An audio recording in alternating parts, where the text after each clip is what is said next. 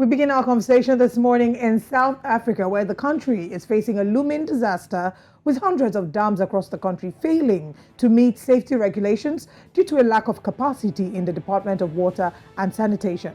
Data from the department shows that only 10% of the 20 largest dams owned by the government are in compliance with dam safety regulations. Now, more than half of the 323 dams owned by the state do not comply with regulations, including some of the country's biggest dams, Sterkfontein and Vaal dams. Well, of the 50 dams owned by water boards, 23 are not compliant and 22 dams have received notifications of non-compliance from the government. Eskom, the country's troubled power utility, is also putting the country at risk, with 24 of its 43 dams failing to meet safety standards, and has also received 19 non-compliance letters. The Department of Water and Sanitation said the Dam Safety Office is unable to compel owners to take the necessary precautions and remain vigilant during flood seasons, as well as to issue necessary warnings and engage disaster management committees. Well, joining us now to discuss this further is the spokesperson, Department of Water and Sanitation, Sputnik Ratau. Thank you so much for being here this morning. Good morning, and thank you so much for the opportunity. Thank you very much. Thank you. Now, we've been speaking about the unfortunate incidents that's happening. Talk to us. What are the challenges and the reasons for 90% of South Africa's largest dams failing to comply with safety regulations? I think it's important for us to put a context to that report we were making. We were giving a report to the portfolio committee about what is happening and the regulations that we have in terms of dam safety. But this was an issue we were reporting about what happens between the Dam Safety Office of the department as well as the Infrastructure Management Office of the department.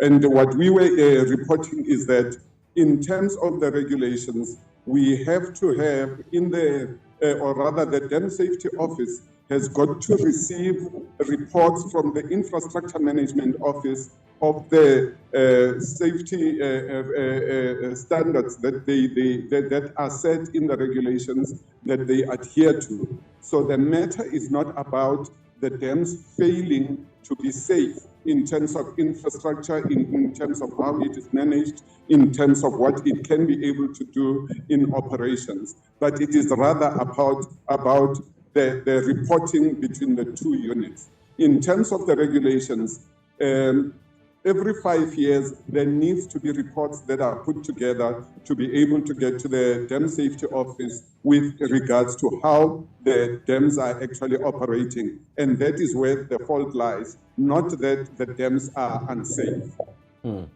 But how does the department not have the capacity to ensure the safety of all dams, especially in KwaZulu-Natal, where 160 non-compliance notices have actually been issued?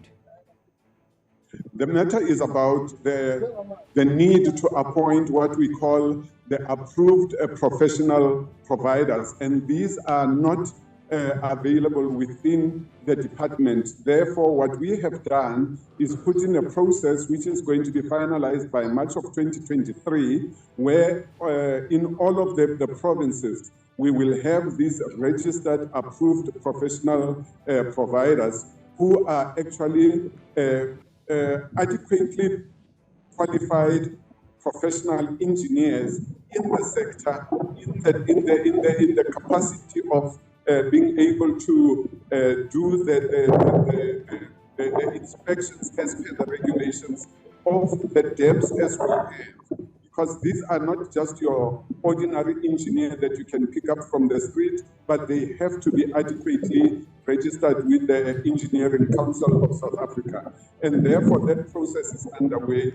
We will have that by March 2023, and therefore this process we will be able to be up to date. But I think it is also important to raise the fact that in terms of the regulations, by the way, the Director General of the department has got the authority to even extend the reporting period to 10 years, depending on the state of the particular dam. And as far as we know, and as far as we have been able to keep up, because remember, in the normal operations of the dams on a day-to-day basis, the operating officials on the dam side, who are based on each dam, in terms of their normal operations, look also into the issues of the safety of the infrastructure. And therefore, in terms of their month-to-month operations, they're able to report on any activity that is on the infrastructure that they are responsible for. Let's talk about Met's Dam in Limpopo.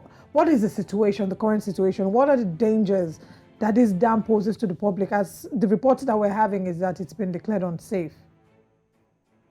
Well, obviously, the major danger that can happen if a dam fails is that there could be the unintended consequences of flooding. We do have some of the biggest dams that you can find, especially on the continent.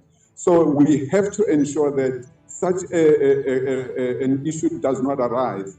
And that is why we even in the operations, when we look at how the inflows come in, how the rains are falling, what the storage capacity is from time to time, obviously informed by our hydrological services within the department. Therefore, we are able to determine exactly what is happening. But in terms of the infrastructure as well, our engineers who are on site, considering the fact that each dam, as I said earlier, has got officials that are on site every day that look at what is happening, and therefore those people are the ones that are actually keeping a keen eye on exactly what the status of each infrastructure is like. Very interesting. But lastly, let's ask, how can the department ensure that those living closer to the dam are actually spared the effects of severe flooding, like we've seen in recent times where houses, homes have been lost, and even President Ramaphosa has paid a visit and a lot has been said. How can we see that we ensure the safety of those who live closer to the dam?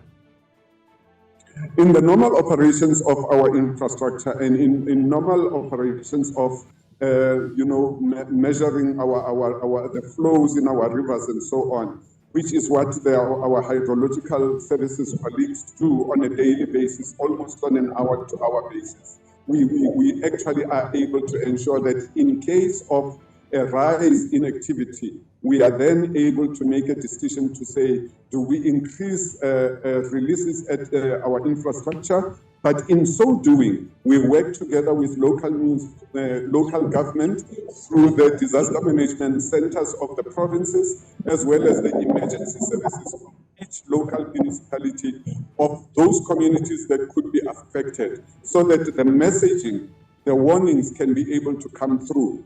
But remember that in terms of natural occurrences, that like the April floods that we saw in KZN, you can only do so much. But nature, when it does take its course, it will take its course, and the devastation can never be predicted. And therefore, one of the things that we always say is people must not, utilize below the floodline areas for building, for planting, for even livestock drinking, because in case of these floods, then there could be problems. But obviously, if it is a managed release, like we normally do with our